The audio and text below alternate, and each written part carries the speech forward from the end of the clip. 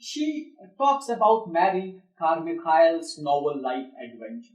Now that is again one of the important aspects of this particular book, A Room of Function. And this particular novel, Life Adventure, I don't know if you have heard the name of this particular novel or not, is the debut novel of Mary Carmichael, and she's also an unknown kind of a writer, but she's mentioned in this particular book for a groundbreaking act, according to Virginia Woolf, which was that in this particular novel, what Carmichael does, she makes woman friend of woman. And in contemporary times, people associate lesbianism also to Carmichael and Virginia Woolf, because Virginia Woolf appreciates this notion of Carmichael, and she says that this is groundbreaking effort from Carmichael. And this, she says that we have had a lot of literature, we have read many stories written by men, and what we have seen in most of the stories is that woman has always been opposed to men. That means opposed, not opposite, but a friend of man. Man would be a friend of woman, woman would be a friend of man, but there was no such case as woman being friend of woman. And she supported this particular idea of Mary Carmichael, but then she said that Mary will have to improve upon her writings because she cannot be that angry with men. As she comes to the conclusion of this particular novel, she says that it's very important that man and woman make a good bonding. They complement each other, and that would be the best statement that Virginia Woolf would be making in this particular novel.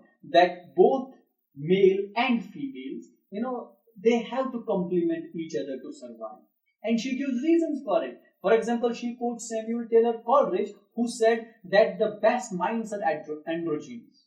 Those who support each other are those who have both the components of male and female. And she says that even great men in the history, have had great inputs from females or from their female friends to become great writers.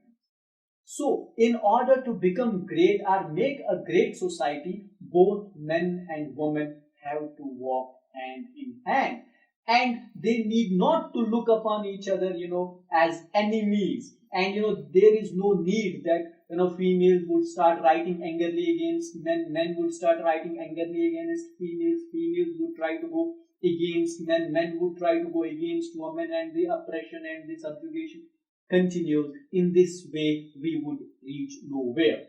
Rather, we have to find a middle path where we have to accept and give equal rights, equal opportunities, and to do justice to both.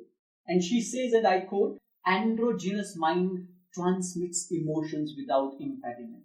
It is naturally creative, incandescent, and undeniable. And she says, the greatest androgynous mind was William Shakespeare. And she says rather, unfortunately, we cannot find such mind today, because the divide is so huge.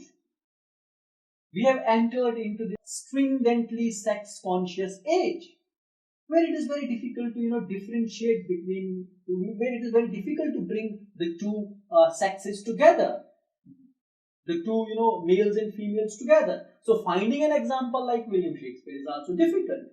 But the best case scenario would be androgynous. The best case scenario would be that males and females would complement each other in the society at all fronts, whether it would be writing, whether it would be reading, whether it would be economic, social, or political. In that case, we can create a better society, and perhaps great writers, androgynous writers like William Shakespeare, and also n number of those. Towards the end of this work, she talks about access of education to females. She says that females must be given access to education. And she says that they must be formally educated. And we have discussed this in introduction to Virginia Woolf also, that she was not formally educated. She was not sent to school. And her father, who was a writer, who was a liberal kind of a person, but still he believed that females should not be sent to school. All the siblings of male siblings of Virginia Woolf went to schools and universities, but Virginia Woolf didn't go. So she pleaded in this book also that females should be given access to education. Not only this, but they should be educated in formal setup. And finally, in order to write, she says a woman must be given a room of her own and financial security. These are two important things that are needed for females. If we give them a room of their own and if we give them financial security, she says there is high chance that we will not lose many great novelists, many great leaders, many great rulers, many great novelists, many Shakespeares, which we have lost because of this faulty patriarchal system. That was about A Room of One's Own by Virginia Woolf. We dealt with the content or detailed analysis of this book, A Room of One's Own. And I hope that this lecture was helpful for you and you were able to understand A Room of One's Own by Virginia Woolf. That is all we have at the World of Literature for today. For more interesting stuff, keep watching your academy, but don't forget to share, like, and subscribe your academy. And also comment on them. Thank you for watching and keep watching your academy.